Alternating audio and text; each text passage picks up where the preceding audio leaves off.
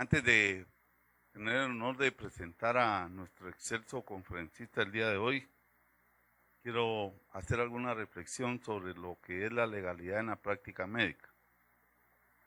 Algunos autores definen la medicina legal como el conjunto de normas jurídicas y preceptos éticos, morales de carácter público y privado, que regula la actividad del médico con motivo del ejercicio de su profesión, regula la relación médico-paciente y las consecuencias derivadas de la misma, estableciendo así los principios generales de la responsabilidad legal médica. Esto permite darnos cuenta que el ejercicio de la medicina tiene relación no solo con los derechos del paciente, sino con el código deontológico, la bioética y todas aquellas disciplinas y ciencias que limitan el ejercicio ético y legal de la medicina para conocer lo que está permitido y prohibido en la práctica médica. Lo anterior evidencia la importancia que los médicos participantes en este programa, independientemente del área donde desarrollen su actividad profesional, conozcan, analicen e interpreten las normas que rigen el actuar del médico, para poner en práctica estos conocimientos, garantizando su seguridad jurídica al tomar decisiones durante su ejercicio profesional. También hay que tomar en cuenta los cambios sociopolíticos que se han dado en nuestro país, que exige de todos nosotros una conducta propia y del profesional de la medicina, un actuar dentro del marco legal y ético que Guatemala necesita. Es por esto que esta clase inaugural es particularmente para el servidor de ustedes un honor presentar al doctor José Francisco de Mata Vela, quien dentro de sus múltiples actividades y muy sucintamente vamos a resumir sus actividades profesionales. Doctor en Derecho por la Universidad Autónoma de Barcelona, España, maestro en Derecho Pluralista Público y Privado por la Universidad Autónoma de Barcelona, España, especialista en Derecho Penal por la Universidad de Salamanca, España, especialista en Derecho Penal por la Universidad de San Carlos de Guatemala, abogado y notario licenciado en Ciencias Jurídicas y Sociales por la Universidad de San Carlos de Guatemala, magistrado de la Corte de Constitucionalidad, periodo 2016-2021, del que ya tuvo el honroso cargo de ser presidente de la misma, magistrado presidente de la Corte de Constitucionalidad, magistrado de la Corte Suprema de Justicia 2004-2009, presidente de la Cámara Penal de la Corte Suprema de Justicia durante el mismo periodo, decano de la Facultad de Ciencias Jurídicas y Sociales de la Universidad de San Carlos de Guatemala,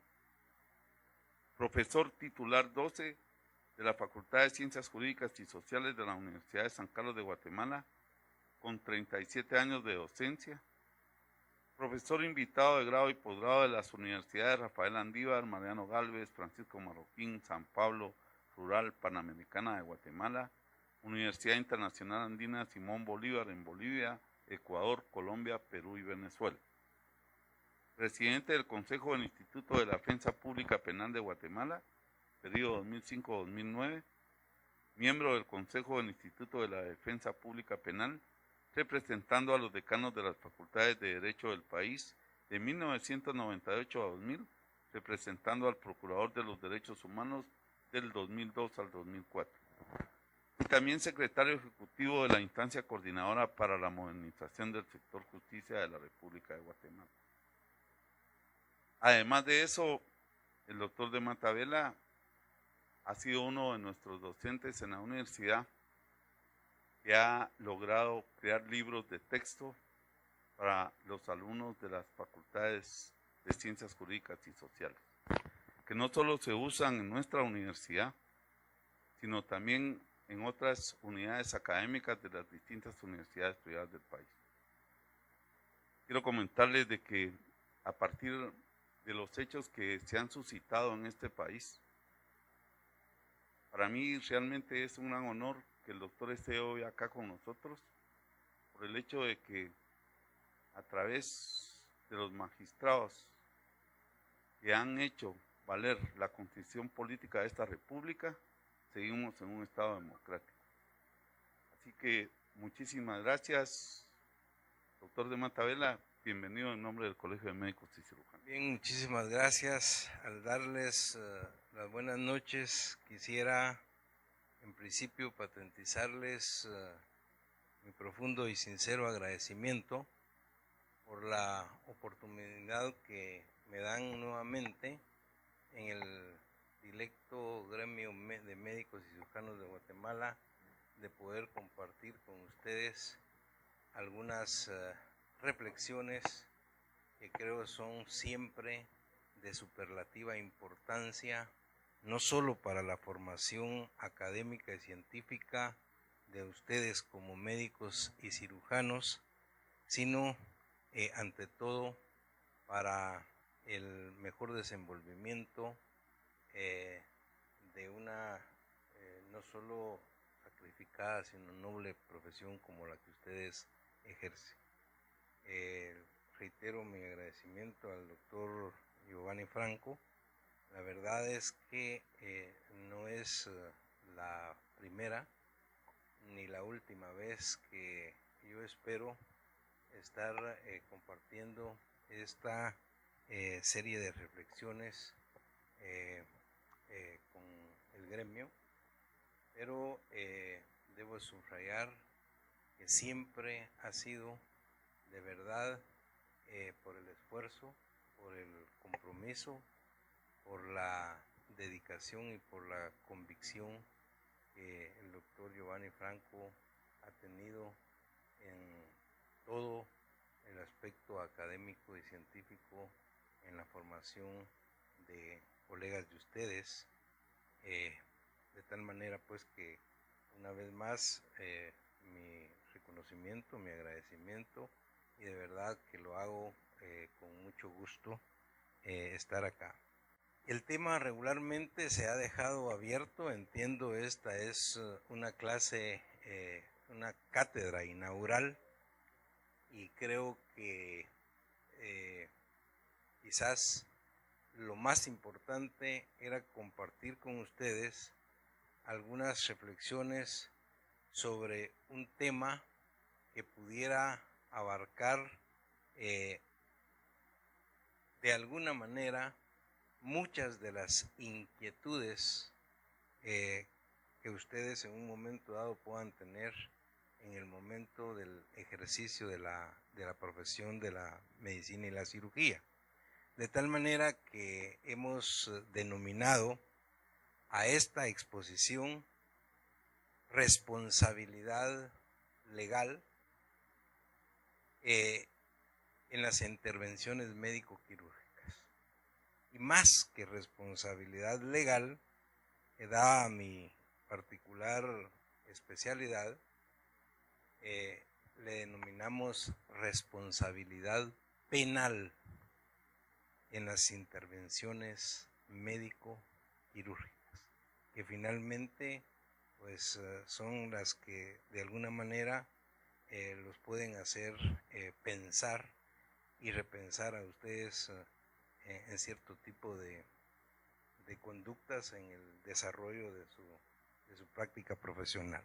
Bien, entonces partiendo de lo que es la responsabilidad legal y específicamente la responsabilidad penal en las intervenciones médico-quirúrgicas, es importante advertir que este tipo de exposiciones las hago de la manera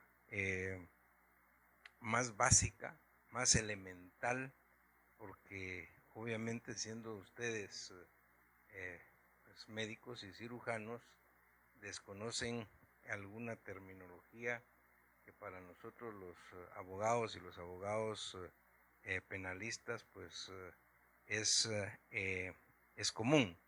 Pero acá lo importante es que el mensaje pueda llegar de manera muy clara a ustedes. Entonces voy a tratar pues de hacerlo de la manera más sencilla posible. En principio, ¿qué es lo que para la justicia legal, para la justicia penal, representa importancia en cuanto a lo que regularmente se conoce como delitos o faltas? En principio, debemos estar claros que para ser responsables, para poder imputar la responsabilidad penal, necesariamente se requiere de una conducta humana. Una conducta humana que debe ser típicamente antijurídica, culpable, imputable a un sujeto responsable y punible. Son términos raros, ¿no? Pero lo explico de manera muy sencilla. Lo que estoy diciendo es la definición técnica de lo que entendemos como delito. Una conducta humana típicamente antijurídica y culpable, imputable a un sujeto responsable y punible. ¿Por qué digo esto? En principio porque solo a través de las conductas humanas se puede infringir la ley penal del Estado. Esto parecería obvio, sin embargo, en la evolución histórica de las ideas penales no siempre ha sido así. Hubo un momento en la historia del derecho penal en las que se imputó responsabilidad penal a los animales y aún a las cosas inanimadas. Obviamente nos da risa, pero ha habido una evolución histórica de las ideas penales como la evolución de la sociedad misma. Un distinguido y prestigiado profesor de Derecho Penal en la Complutense de Madrid decía en uno de sus libros que había abogados especialistas en la defensa de las bestias en un momento determinado. Jiménez de Azúa, este profesor del cual me estoy refiriendo, en uno de sus libros también dice que cuando un fusil se caía, por ejemplo, en un cuartel y al caerse se disparaba o lesionaba a un soldado, oigan esto, el fusil era arrestado. Ahora nos da risa. O sea, ¿cómo es posible? No, pero eso lo que plantea es que ha habido una evolución histórica. O sea, hoy día no se puede imputar responsabilidad penal ni a los animales, ni mucho menos a las cosas inanimadas. Hoy partimos de que la responsabilidad penal es una conducta humana. Ahora bien, ¿qué clase de conducta humana? No puede ser cualquier clase de conducta humana. Solamente aquella que infringe una norma jurídica penal del Estado. Y es que hay conductas humanas que son irrelevantes para el derecho penal, como comer, como bailar, como dormir, como nadar. Son conductas humanas, pero son irrelevantes para el derecho penal. El derecho penal no le interesa. Al derecho penal solo le interesan las conductas humanas que en un momento dado van a poner en peligro o a lesionar un bien jurídicamente tutelado por el Estado. ¿Cuáles son esos bienes jurídicos tutelados?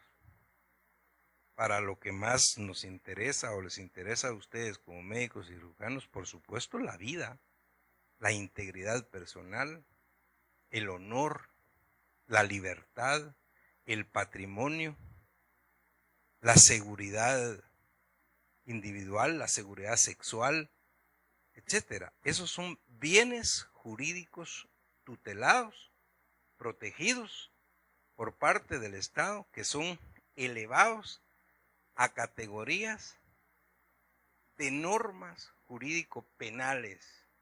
Y cuando hay conductas que lesionan, que chocan o que violan este tipo de normas jurídico-penales, se produce un delito o una falta. Tal vez también vale la pena advertir que hablamos acá de normas jurídico-penales. Y eso lo hacemos los abogados para distinguir las normas jurídico-penales de las normas jurídico-civiles, por ejemplo. No es lo mismo una norma civil que una norma penal. Las normas civiles regularmente dependen de la voluntad humana, son consensuales. Las instituciones de derecho civil, ¿cuáles son, por ejemplo? La compraventa, por ejemplo, es civil. Regula intereses entre particulares, entre personas, pero dependen de la voluntad del que vende y del que compra. La compraventa es civil. El arrendamiento. El matrimonio, por ejemplo, es una institución eminentemente civil, depende de la voluntad de las partes. A nadie se puede obligar bajo ninguna circunstancia, por ejemplo, de contraer matrimonio, de vender, de arrendar. ¿Por qué? Porque dependen de normas que son jurídicos civiles, consensuales, contrario sensu. En sentido contrario, las normas penales son imperativo-atributivas. ¿Cómo así? Sí. Cuando hablamos de civil, hablamos nosotros del matrimonio, la compraventa, del arrendamiento. No, pero en penal, porque estamos hablando de delitos. En civil decimos, si usted quiere, vende, si no, no vende. Si usted quiere, compre, si no, no compra. Si usted quiere, arrenda o si no, no arrenda. Si usted quiere, se casa o no se casa.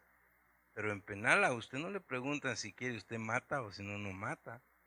Si quiere usted roba o si usted quiere no roba. No, las normas penales son imperativo-atributivas. Se imponen erga omnes frente a todos los hombres. ¿Quién? El Estado. Y eso es lo que nosotros llamamos el ius puniendi. ¿Qué es el ius puniendi? El ius puniendi es la facultad de castigar que le corresponde única y exclusivamente al Estado en cualquier sociedad jurídicamente organizada. Eso es el ius puniendi, la potestad que tiene el Estado de crear delitos y establecer penas para esos delitos. En una sociedad jurídicamente organizada, en una sociedad civilizada, en un Estado constitucional de derecho, solo al Estado corresponde el ius puniendi. El derecho de castigar es potestad del Estado a través de los órganos legalmente establecidos, a través de los órganos jurisdiccionales, a través de los tribunales, por medio de los jueces. Oigan esto, ninguna persona, ni individual ni jurídica, puede arrogarse el derecho de castigar que le asiste única y exclusivamente al Estado. Ninguna persona, bajo ninguna circunstancia. Sin embargo, por supuesto, cuando se desconoce de todo este sistema, vienen que muchas veces algunas personas en algunas instituciones, a veces educativas, a veces laborales, por ejemplo, resulta que actúan ilegalmente a través de conductas que solo competen al Estado.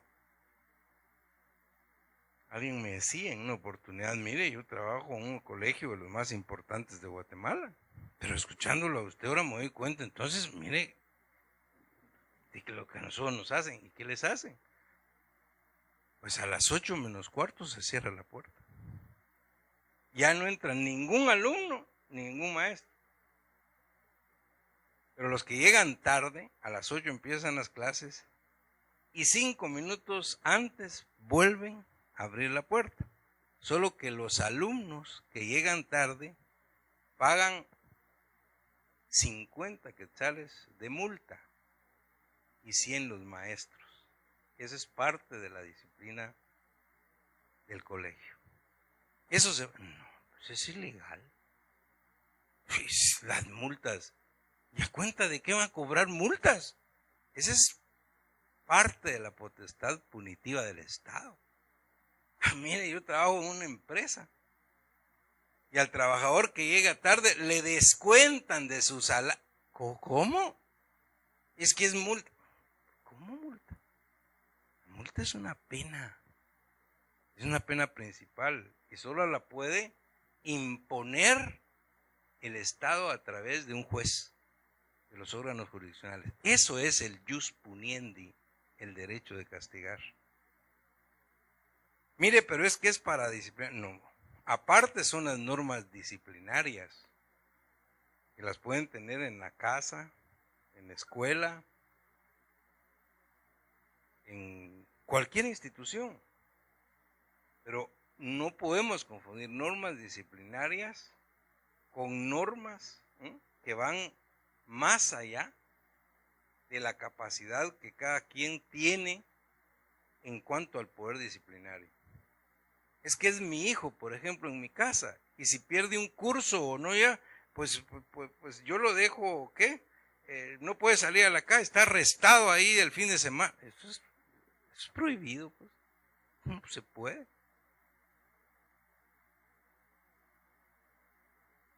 Con esto dejamos claro que el jus puniendi es la potestad punitiva del Estado y que el Estado lo hace a través de la descripción de conductas que violan normas jurídico-penales que se conocen como delitos y faltas. Los delitos son las infracciones más graves a la ley penal del Estado y las faltas las infracciones menos graves, para que nos podamos entender de manera muy sencilla.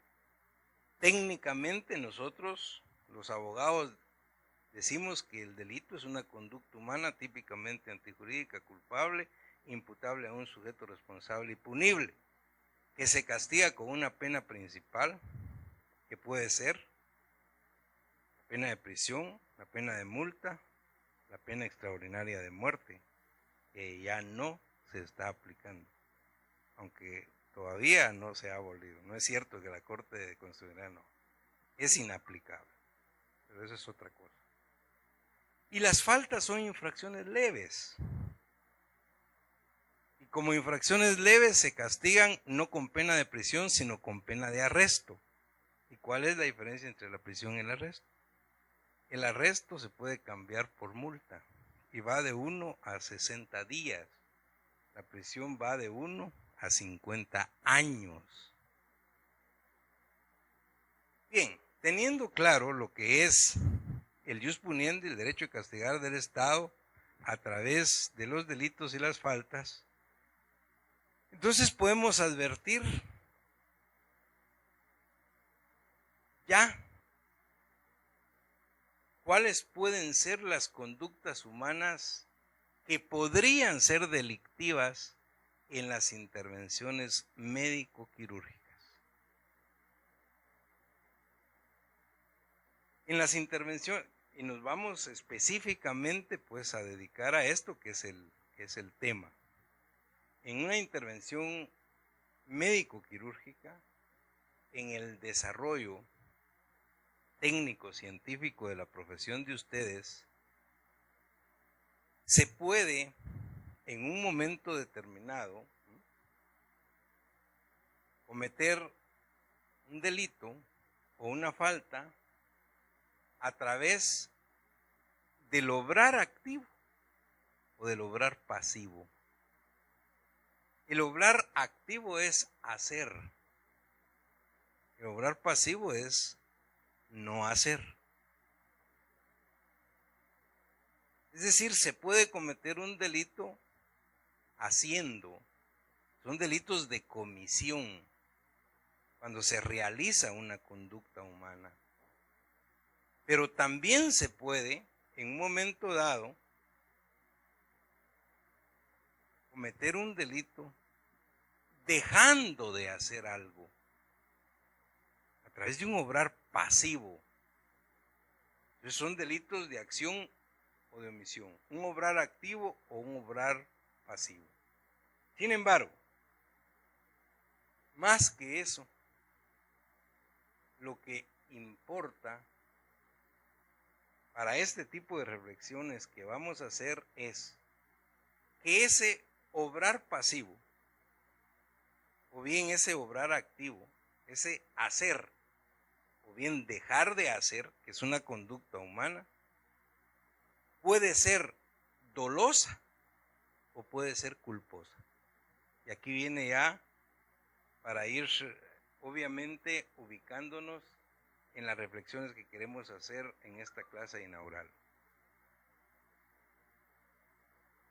El obrar activo o pasivo doloso es cuando existe un propósito deliberado de hacer daño. Cuando hay mala fe. Esos son los delitos dolosos. El que quiere matar y mata es un homicidio o es un asesinato. Y el homicidio y el asesinato tienen como elemento subjetivo el propósito deliberado de parte del sujeto activo de matar. Voluntad y conciencia del animus necandi, decimos los abogados penalistas. Voluntad y conciencia de privar de la vida al sujeto pasivo. En este caso diríamos, si eso es espeluznante, por supuesto, eso no se da. Eso esperaría en la práctica médico-quirúrgica el propósito deliberado con voluntad y conciencia de darle muerte al paciente. Verbigracia, por supuesto, eso no se puede dar. ¿Cómo? Y si se diera en un momento determinado, pues es una conducta criminal grave que se tipificaría como asesinato, que es el homicidio agravado o calificado, propósito deliberado de causar daño. O un médico con animus loedendi. ¿Qué es animus loedendi? Propósito deliberado de lesionar, de causar lesiones en el cuerpo, pues en la mente o en el espíritu de una persona. Esos serían las conductas dolosas que conllevan los delitos dolosos, que conllevan, por supuesto, los delitos graves, los más graves, y consecuentemente las mayores penas, las penas más graves. Pues, conductas dolosas, ya sea obrando activamente, haciendo o dejando de hacer, pero con mala fe. Omitir una conducta que ustedes saben que deben realizar, pero con propósito deliberado de causar daño. Con voluntad y conciencia de lesionar o de poner en peligro el bien jurídico tutelado. Eso nos lleva a una conducta delictiva grave y consecuentemente una pena también grave. Y lo dejo ahí. ¿Por qué? porque, por supuesto, estamos claros que eso no va a pasar en el ejercicio de la medicina. El ejercicio de la medicina y la cirugía es todo lo contrario. Pero lo dejo planteado, porque podrían haber excepciones de conductas criminales, aunque hay temas que son discutibles y hoy no estamos para eso por razones de tiempo. Pero por ejemplo, cuando hablamos de eutanasia, eso es muy discutible. La eutanasia no está permitida en Guatemala. Hay legislaciones que permiten la eutanasia. La eutanasia es la muerte dulce, le dicen o le llaman, a la posibilidad de ponerle fin con voluntad y propósito deliberado a un paciente que el médico sabe que está sufriendo una enfermedad terminal e irreversible. La verdad es que hay mucha literatura jurídica forense muy importante de esta. Estaba recordando ahorita que uno de los más prestigiados profesores de Derecho Penal en la Universidad Nacional Autónoma de México, en la UNAM, era Raúl Carrancay Trujillo. Raúl Carrancay Trujillo tuvo un hijo que se llama Raúl Carrancay Rivas.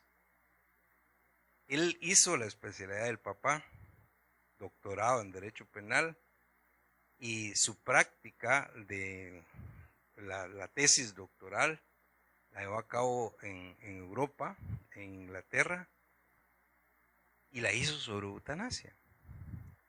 Y estuvo muy al tanto de la actividad que realizaba un oncólogo. Y él, según refiere en la tesis doctoral, le decía, bueno, el problema es grave, pues. En situaciones de pacientes terminales, de manera con enfermedades irreversibles, donde los dolores eran criminales en un momento determinado. Le decían, mire, ¿y qué hacer?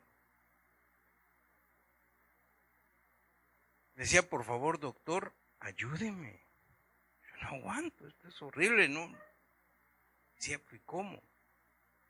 Y finalmente él toma la decisión de ayudar, porque es parte, vean esto, de la proyección y de la convicción como médico, y inyectaba. Bueno, pero antes explica y dice, la situación es que para calmar ese tipo de dolores había que inyectar un cóctel.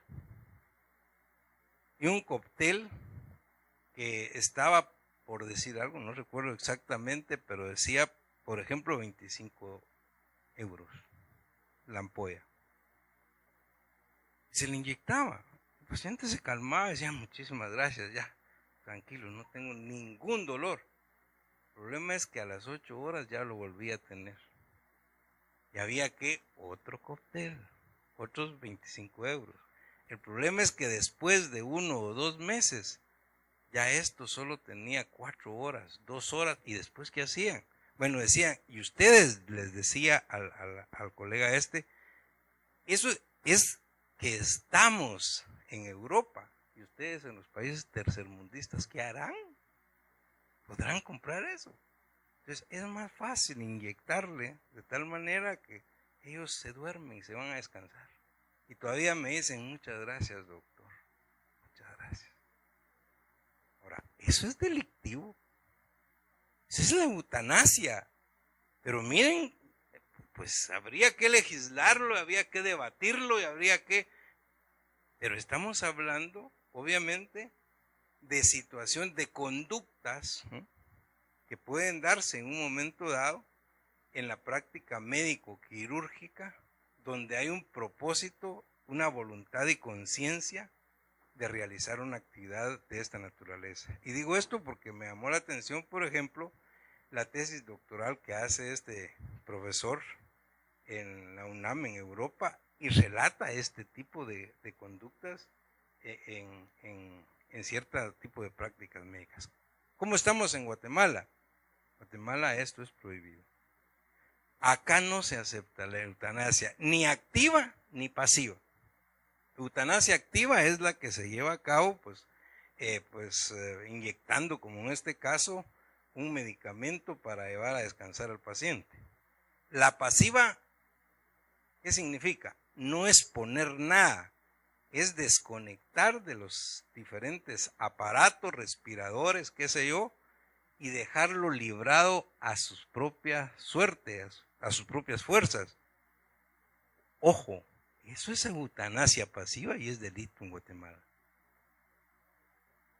Imagínense, esto es difícil. Hemos tenido casos bastante complicados y delicados en la práctica médica forense acá por ese tipo de situaciones.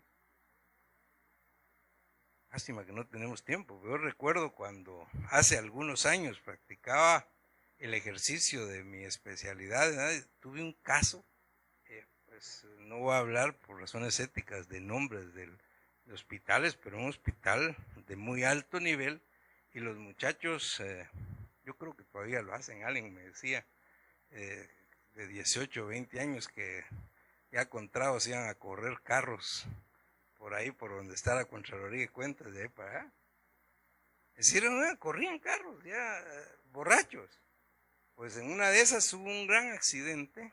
Los bomberos van a traer a uno de los muchachos accidentados, se lo llevaron a un hospital privado de muy alto nivel y entraron a la emergencia. Estaba muriendo y necesitaban un ventilador inmediatamente. Pero eran las 2:30 de la mañana. Y el médico que estaba de turno en ese momento dijo, bueno, lo tenía ahí, ¿qué hago? Y el único ventilador que tenían lo tenía una señora de 85 años que tenía una enfermera particular porque la pagaba para que estaba ahí. Él decidió quitar el ventilador y ponérselo. Y efectivamente lo hizo. Pero cuando le dijeron, mire, la señora está haciendo paro. ¿Y ahora qué? Ya no se fue, la señora murió. Digo, pero salvé a este muchacho de 19 años. Fue procesado por homicidio. Desafortunadamente, obvio, esta señora pues estaba pagando una enfermedad particular. Miren, pero una decisión que él tenía que tomar en el momento. No hay tiempo para pensar al médico en ese momento, 2:30 de la mañana. ¿Qué hago? Esto lo necesita ya. Bueno, yo entendí, y eso era lo que él me decía en su defensa. Él me dice, yo eso quité porque yo sabía que con unos minutos pasarlo para acá podía salvar a este muchacho y luego en lo que bajaban el otro ventilador, ya no dio tiempo. Vean esto. O sea, son situaciones que se dan y que obviamente bastante discutibles en un momento determinado, pues en la práctica médico-quirúrgica. Pero son situaciones dolosas que más allá de estos casos muy especiales en razones de eutanasia, no creo, Dios quiera, que nunca puedan darse. ¿Qué es lo que más se da en la práctica médico-quirúrgica? Es precisamente lo que muchas veces se denomina mala práctica. Son conductas culposas. Ojo, y con esto vamos llegando a la médula del tema de hoy. Conductas culposas. ¿Qué es una conducta culposa? Una conducta se denomina culposa cuando a través, oigan, de actividades lícitas permitidas, se causa un daño al bien jurídico tutelado sin intención, sin mala fe, sin propósito deliberado de causarlo, pero se causa por imprudencia, por negligencia o por impericia. Son los tres presupuestos de las conductas culposas. Que esto probablemente sea más susceptible de darse en la práctica médico-quirúrgica. Una conducta culposa, donde no hay propósito deliberado de causar daño, donde se trata de una actividad legal, lícita, pero el daño se produce por imprudencia, por negligencia o por impericia. Tratemos de explicar qué entendemos desde el punto de vista jurídico penal por cada uno de estos supuestos. Una conducta culposa por imprudencia. ¿Cuándo hay imprudencia? ¿Cuándo hay negligencia? ¿Y cuándo hay impericia? De la manera más sencilla, vamos a decir que una práctica imprudente es aquella que se realiza cuando se hace algo que no se debe de hacer. Se es imprudente porque no se acata las reglas de la prudencia. Usted sabe que no debe hacer algo. Usted lo sabe. Técnica y científicamente está preparado y entrenado y sabe que no debe hacer. Y sin embargo lo hace. Es imprudente. Que sabe que no lo puede hacer. Criminológicamente hablando, nosotros decimos, para explicar esto, que el imprudente es aquel sujeto activo, aquella persona que regularmente identificamos como con una personalidad y decimos eléctrico, ¿no? Es que eso es eléctrico. ¿Cómo así? Es de aquella persona que actúa y después piensa. Primero va actuando, pero atrás va pensando. Y constantemente ustedes lo deben decir, perdón, disculpe, me equivoqué, perdone, no era mi intención. Y constantemente. Son las personas imprudentes. Le digo a mis alumnos, aquel que llega a una gasolinería, me dice, lléneme el tanque de gasolina, saca un cigarro, se pone la boca, tira, ¡pah! Imprudente, ¿no? Él no tenía la intención de causar ningún daño. Pero miren la conducta que está realizando, sin pensarlo, pues. O sea, son conductas humanas imprudentes. Cuando se hace algo que no debería hacerse. Pongo ejemplos muy básicos, muy inocuos para ustedes, muy sencillos. Ya ustedes sabrán en su práctica quirúrgica cuál podría ser una conducta imprudente. ¿Qué son las conductas negligentes? Todo lo contrario. Si la imprudencia es un obrar activo, la negligencia es un obrar pasivo.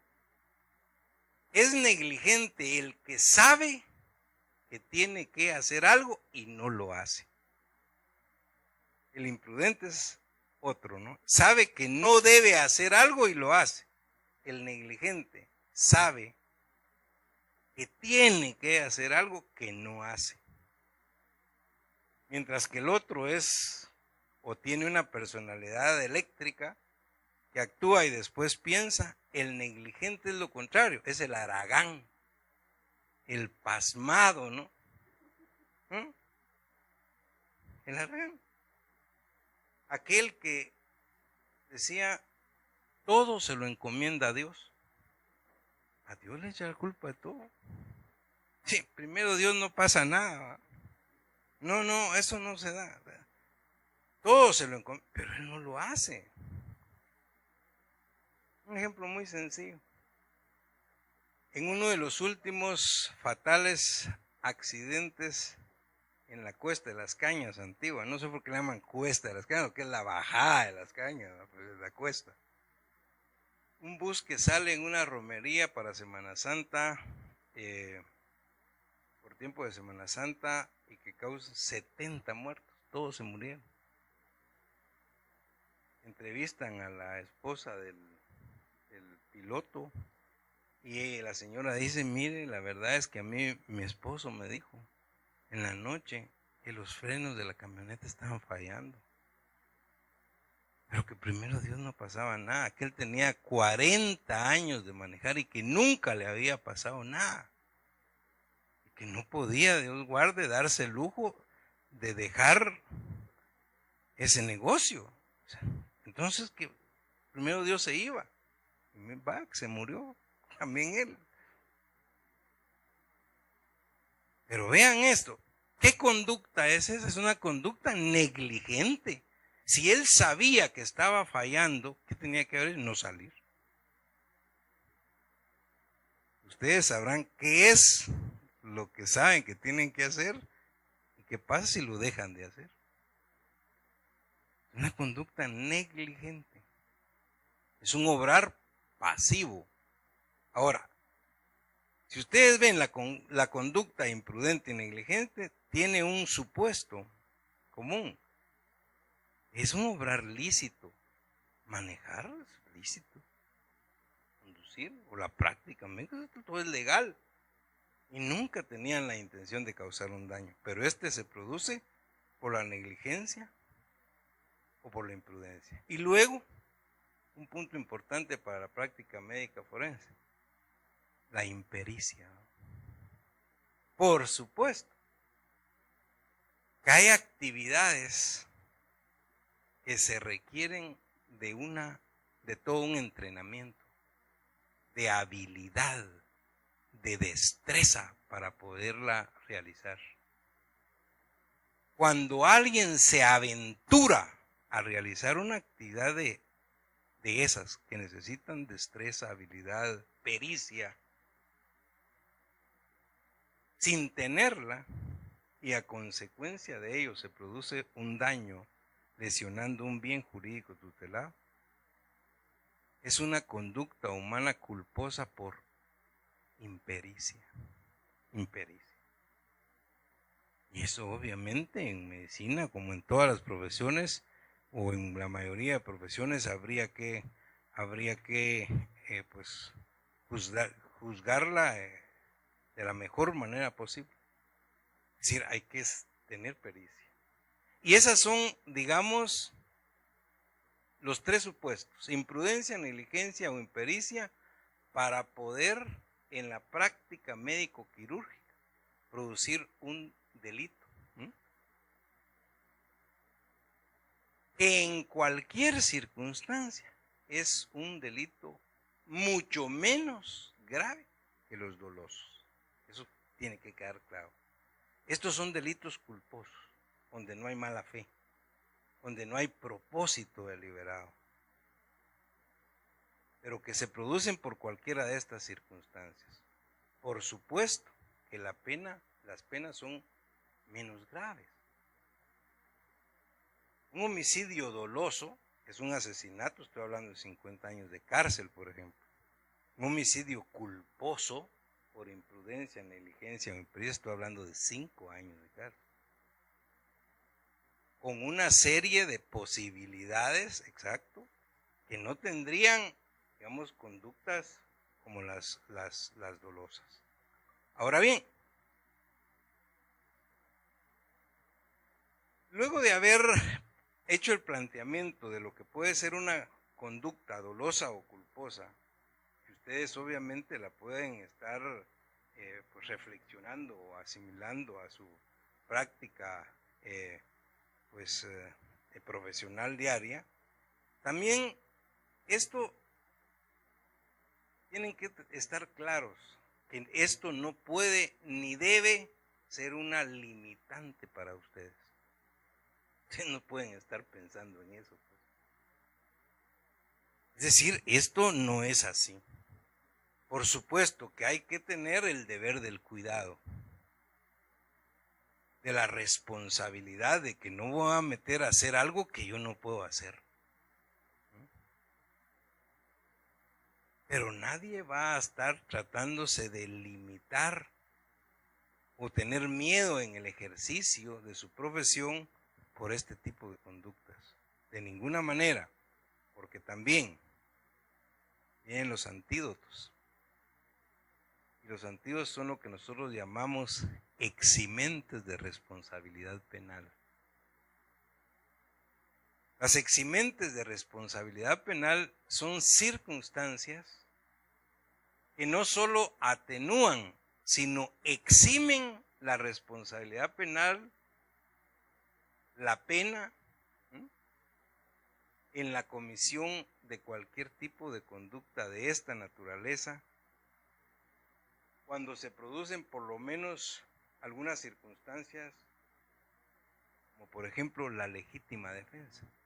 Esa no es para ustedes los médicos. ¿Cuándo hay legítima defensa? Regularmente la legítima defensa es para los delitos dolosos. Quien obra en defensa de su persona o en defensa de bienes o derechos de otra persona. Cuando está siendo ilegítimamente agredido, por ejemplo, y se defiende, desaparece la responsabilidad penal. Cuando usted lo quieren asaltar en la calle, le van a quitar el celular o van a atentar contra su familia, o saca el revólver y dispara, darle muerte al ladrón, a la persona. Es una legítima defensa. Usted actúa en legítima defensa de su persona, de sus bienes o derechos, y eso es una eximente de responsabilidad penal. Pero regularmente, les decía, esto no va para ustedes, esto va para los delitos pues, que son eminentemente dolosos. Pero sí puede ir para ustedes, por ejemplo, el estado de necesidad. El estado de necesidad sí puede operar algunas veces en la práctica médico-quirúrgica. ¿Y qué es el estado de necesidad? El estado de necesidad podemos decir que se da cuando se realiza un acto obligado por la necesidad de salvarse o de salvar a otros de un peligro no causado por ustedes voluntariamente, ni evitable de otra manera, siempre que el hecho sea en proporción al peligro. Es discutible, pero por ejemplo podría en un momento dado tomarse una decisión a la hora de un parto, de una cesárea o qué sé yo.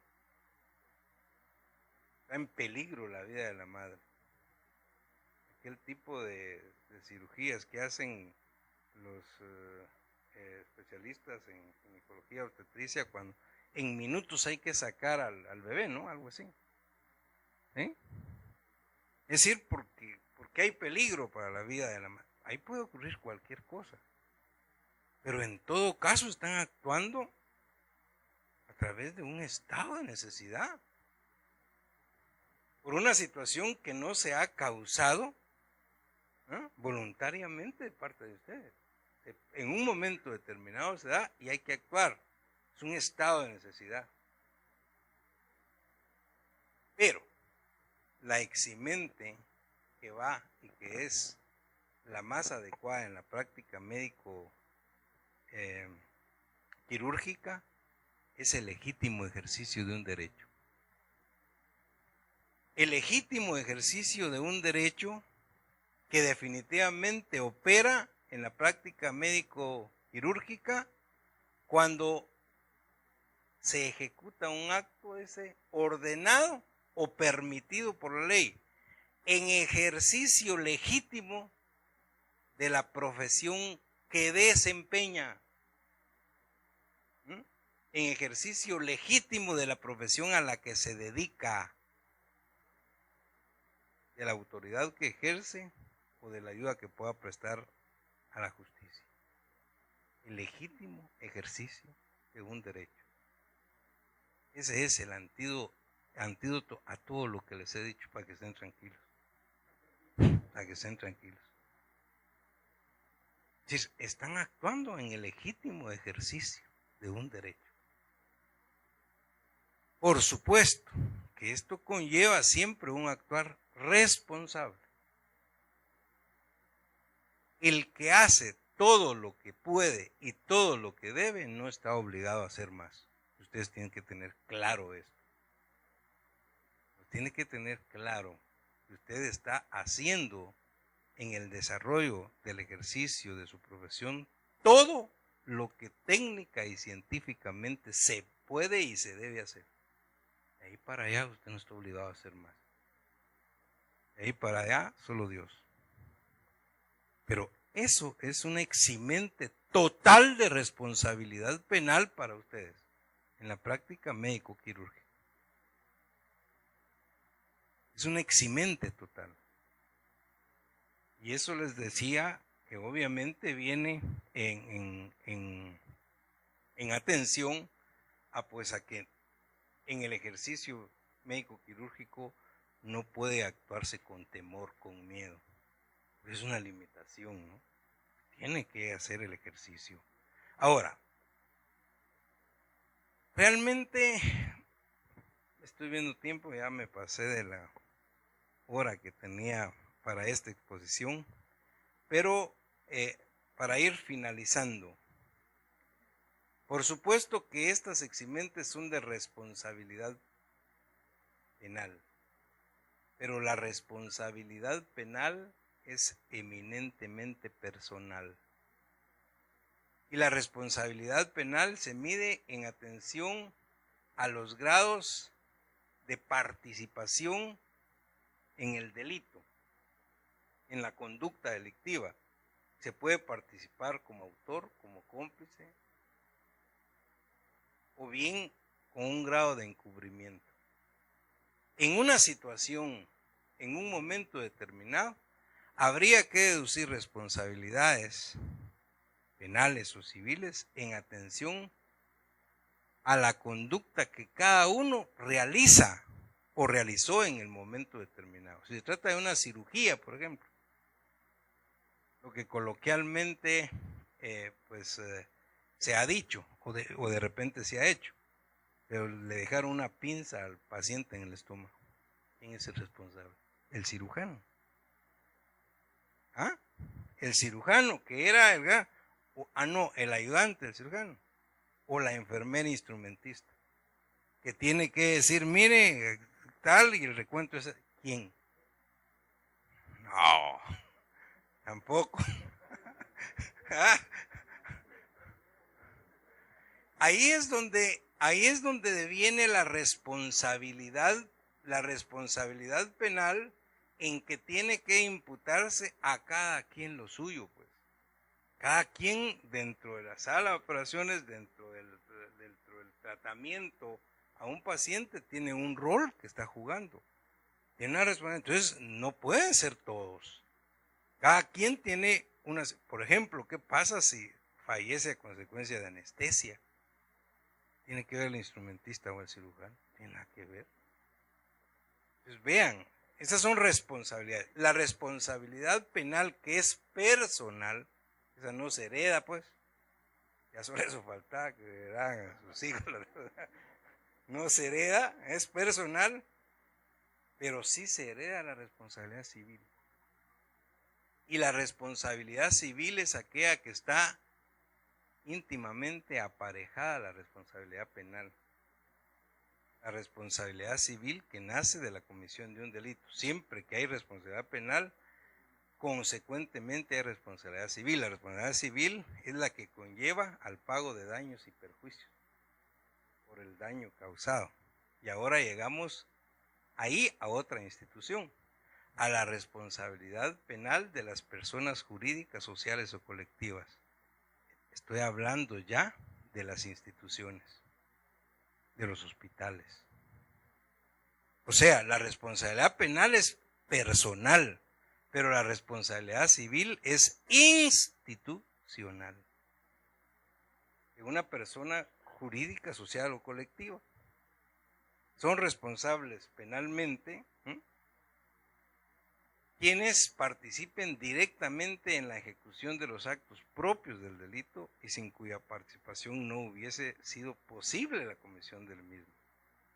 Pero no es responsable penalmente el director del hospital, ni el gerente del sanatorio, qué sé yo. Penalmente no tiene nada que ver. Es más, ni siquiera civilmente. Civilmente es la persona jurídica, el IX, por ejemplo. Si es el Roosevelt, si es el general, pues es el Estado, ¿no? Si es un sanatorio, pues el sanatorio, como persona jurídica. La persona jurídica tiene una personalidad independiente a la de los sujetos. Entonces, esto también es bien importante determinarlo en este tipo de situaciones. Digamos, para finalizar, que regularmente son las preguntas, de veras que ya se me fue el tiempo, las preguntas que muchas veces se hacen en este tipo de reflexiones, de conferencias. ¿Qué valor tiene? Ya estamos hablando de responsabilidad. El documento legal, le dicen a uno, que firma cada uno de los pacientes que ingresa a un sanatorio, a un hospital o a cualquier lado, que dice, mire, usted tiene que entrar, pero firme aquí. O también no solo cuando entran, también cuando se van. Usted se quiere ir, tiene que firmar aquí. Bueno, ¿y qué es lo que firma? Un documento legal. Dice, donde el paciente o su representante legal exime anticipadamente de responsabilidades legales, civiles o penales pueden ser, por cualquier situación que se dé como consecuencia del tratamiento. ¿Así es o no? Firme aquí, todos firmes. Va, hoy sí pase adelante ya. Muy bien. Les voy a poner un ejemplo que se los hago a mis alumnos. Les digo, miren, que también se da en nuestra Guatemala. Vayan a la zona 1 y ven que ahí ya no hay donde parquear carros, ¿no? Entonces, lo que más abundan son parqueos. Y cuando usted entra al parqueo, está lleno el parqueo.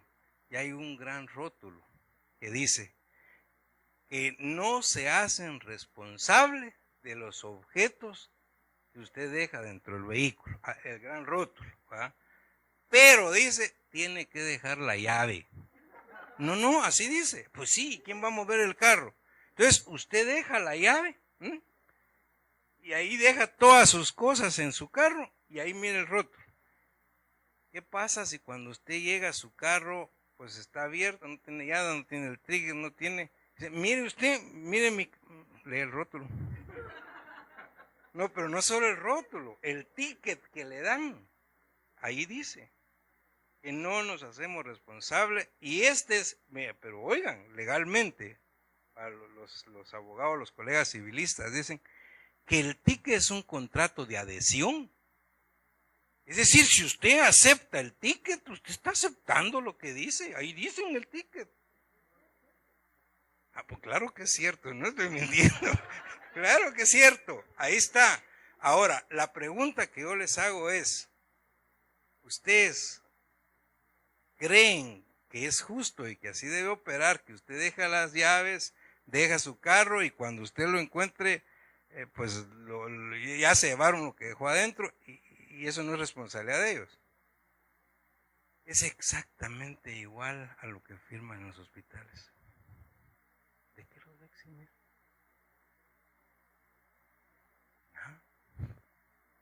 Fíjense bien. Las eximentes de responsabilidad legal son las que hablamos ahora. Es decir, nadie puede dar derecho para que lo maten, pues. Perdonen lo abrupto de esto, pero es así. Yo no puedo firmar para que usted haga todo lo que quiera. Es como que yo llegue. Mire, doctor, yo vengo a una consulta. ¿Qué le está pasando? Mire, fíjese que por una serie de circunstancias que por razones de tiempo no le voy a explicar ahora, pero tomé la decisión de suicidarme. Ah, bien. ¿Y por qué viene aquí conmigo? Sí, es que no tengo agallas para hacerlo. Entonces yo vengo a que por favor usted inyécteme algo, pues darme un balazo es muy duro. Mire, no se preocupe. Mire, pero aquí traigo a mi abogado y notario. Vamos a hacer una escritura donde yo lo eximo de responsabilidad. No hay ningún problema. Y es más, le pago la consulta anticipadamente porque ¿ustedes creen que hacer eso lo va a eximir de responsabilidad? Pues sí, estamos ante un caso similar. O sea, es muy discutible, pues. Es decir, lo que he explicado de las conductas son los que al final van a eximirlos de responsabilidad. El legítimo ejercicio de un derecho. La diligencia que ustedes pusieron. No el documento. Si el documento, bueno, usted firmó un documento donde dice que exime. No, y si hubo mala práctica. ¿Qué pasó? O sea, eso tiene que quedar muy claro. Porque eso es muchas de las discusiones. Claro que es discutible, máximo en el mundo de los abogados. Siempre donde hay 3 abogados hay 5 opiniones. Claro, es muy discutible, pero estamos hablando de la manera más sencilla, para que ustedes me puedan comprender de que eso no es así. Es igual a lo de los parqueos. No puede ser. Es de tal manera que tal vez funciona más cuando yo me quiero ir del sanatorio, del hospital. Es decir, y está contraindicado que yo me vaya. Dice, mire usted, en todo caso, si quiere, el problema es suyo. En todo caso, usted me va a firmar donde después de haberle advertido a usted de los riesgos que estaba corriendo, usted decide irse para otro hospital. Firme. Bueno, eso tiene mucho, claro, más valor para responsabilidades de daños y perjuicios y lo que pueda pasar. En todo caso, le advertí, pero lo otro de la entrada sí está más difícil. Mire usted firme porque, es más, si no firma no puede entrar. Va, uno. Y otra cosa es, muy difícil también. Mire, viene muriéndose, viene inconsciente, o qué, pues mire, es que alguien tiene que firmar de responsable. ¿Quién? Entonces no podemos atender. Pero aparte de eso, tiene que entrar. Tiene que dejar ahí un depósito de 10,000 quetzales, si no lo va a atender. ¿Y quién? ¿Cómo? Miren, eso no se puede hacer. Si algo pasara, esas son las omisiones. Nadie puede actuar sin responsabilidad cuando no presta el auxilio que es necesario. No tiene que estar preguntando si van a pagar o no van a pagar. Si puede, si tiene o no tiene, si tiene seguro. No, eso es otra cosa. Primero es lo primero. Por eso hablé de las conductas de acción o de omisión. La omisión de auxilio es delictiva. Usted tiene que prestar el auxilio. Y aquí viene la otra pregunta. Hoy sí, ya con esta me despido. Aquí viene la otra. También me la han hecho. ¿Qué pasa cuando usted esté en emergencia de un hospital, de un sanatorio, qué sé yo, y llega alguien inconsciente? Pero usted necesita hacer una transfusión de sangre y lo que le vea es una gran placa que llega aquí donde están sus nombres, todo. Dice, mire, yo soy testigo de Jehová y tengo acá cuidado que usted me va a hacer una transfusión de sangre. ¿Qué hace usted? ¿Y a quién le va a preguntar? Es más, y es complicado, vaya que va inconsciente, les digo, imagínese que va consciente y que le diga que no. ¿Qué hace usted? Porque si va inconsciente es más fácil arrancarse, de tirarse.